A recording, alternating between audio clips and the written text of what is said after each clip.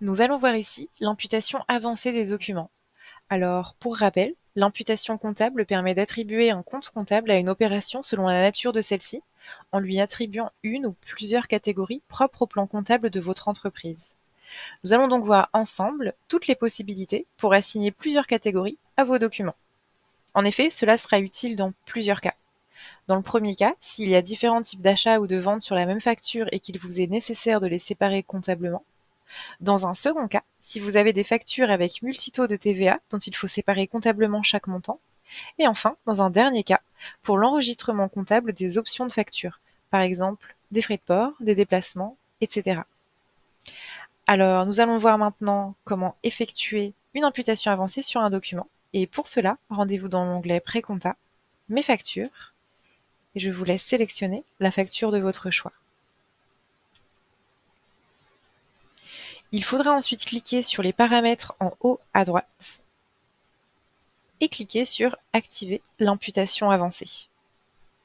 Vous pourrez alors découper votre facture en autant de catégories que vous le souhaitez. Pour cela, cliquez sur Ajouter un compte. Il faudra ensuite choisir le compte souhaité et y indiquer le montant associé. Alors attention, n'oubliez pas de mettre le signe moins si c'est un montant relatif à une catégorie de charge. Votre facture sera maintenant assignée à plusieurs catégories.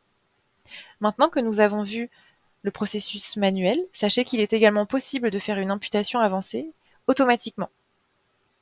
Pour cela, il faudra vous rendre toujours dans l'onglet Pré-compta, Paramètres, Modèle de catégorisation et cliquer sur Ajouter. Pour créer un modèle, plusieurs informations vous seront demandées. Tout d'abord, le nom de votre modèle. Ensuite, le fournisseur, si vous souhaitez appliquer ce modèle automatiquement sur vos factures. Ensuite, une sélection de catégories de charges ou de produits. Cela peut être optionnel si le but du modèle est uniquement pour la TVA. Et enfin, la sélection de catégories de TVA selon 3 choix possibles. Le premier étant les comptes TVA par défaut. Le second, les comptes de TVA spécifiques à ce modèle. Il faudra alors choisir le numéro de TVA pour la TVA collectée et pour la TVA déductible selon votre plan comptable. Et enfin, il sera également possible d'assigner plusieurs comptes de TVA. Enfin, si ce modèle représente des factures avec une TVA intracommunautaire, vous pouvez cocher la case correspondante, juste ici. Il faudra ensuite enregistrer votre modèle afin qu'il puisse être accessible. Vous pouvez également créer un modèle d'imputation avancée directement sur votre facture lorsque vous en effectuez une manuellement. Pour cela, nous allons retourner dans Mes factures, sur notre facture.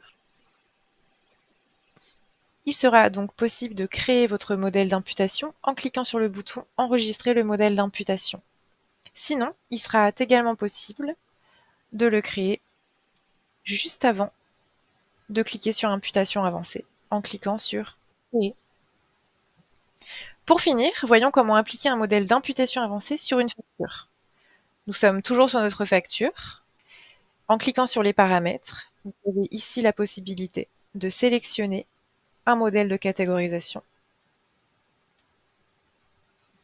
et de l'activer. Le modèle sera alors automatiquement assigné à votre facture et vous pourrez assigner les montants de votre choix à chacune des catégories.